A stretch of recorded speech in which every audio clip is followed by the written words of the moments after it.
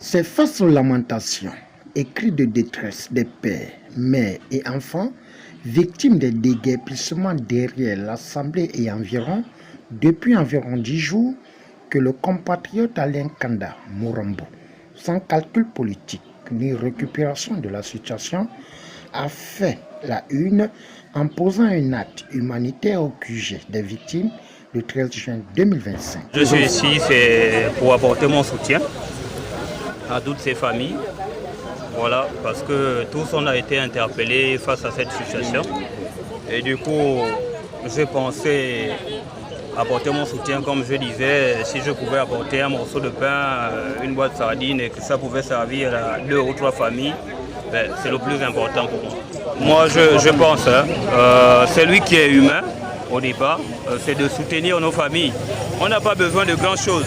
Non, un geste suffit pour nos familles et puis voilà. Les cartons de sucre, les boîtes de lait, les sacs de riz. Bon, il y a plusieurs choses, hein, je ne pourrais pas tout citer. Il y a le pain également, je ne pourrais pas tout citer. Après le geste, 2 victimes ont remercié le don en invitant une énième fois les autorités d'avoir un regard particulier à ce chapitre social. Parce que ce qui nous arrive aujourd'hui peut arriver à d'autres domaines. Et nous demandons à tous les Gabonais d'être dans cet élan de solidarité. Parce que le Gabon, c'est un seul pays. Il est pour tous, il est unique et indivisible. Qu'on soit du sud, du nord, de l'ouest ou de l'est, nous sommes tous un. Ce qui nous arrive aujourd'hui pourrait arriver à dans d'autres quartiers ou dans d'autres provinces.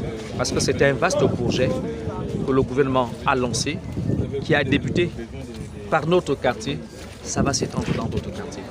Je ne peux que remercier l'ONG ou les personnes qui sont venues faire ce don et ce geste qui nous réconforte. Vous savez, quand on mène l'action que nous menons, quand nous n'avons pas de fibres, de l'eau, du pain, un peu de sardines, notre mouvement va s'affaiblir.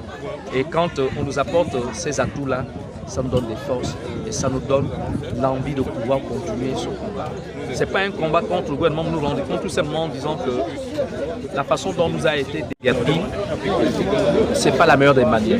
C'est comme si on était dans un cauchemar en fait. Quand tu dors, tu ne peux même pas besoin de dormir parce qu'on fait des tours avec les matelas. Quand l'autre dort, l'autre surveille. Parce qu'il y a des gens qui viennent ici la nuit pour nous voler les vivres. Donc du coup, c'est vraiment, d'abord on n'est pas en sécurité. Et de 2, on ne vit plus. On a perdu notre dignité en fait. Il y a une semaine, on avait nos maisons, même si c'était des taudis comme d'autres le disent sur les réseaux. Mais on avait nos taudis, on ne dérangeait personne. Jamais on a vu nos visages sur les réseaux pour dire qu'on meurt de faim chez nous. Ou bien, je ne sais pas, là on a perdu complètement la dignité. Concernant la santé, personnellement, je suis malade. Pendant le déguerpissement, j'ai fait 2 semaines alité. Pendant le déguerpissement, j'ai essayé de sauver quelques affaires de ma maman qui a 64 ans. Je suis tombée 3 fois, je m'évanouis. On appelle le SAMU depuis, je vois le numéro ne passe pas. Il y a les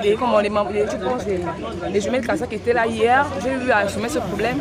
Que non, si ce qui est arrivé déjà arrivé, mais qu'on doit penser à nous comme des humains.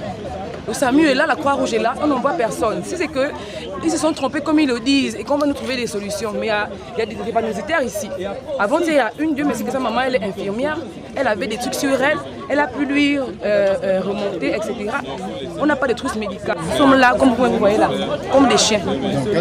Nous notons qu'après la remise des kits alimentaires, le donateur s'est senti heureux d'avoir accompli l'élan de solidarité, en invitant d'autres compatriotes à emboîter le pas pour donner le sourire à ses victimes.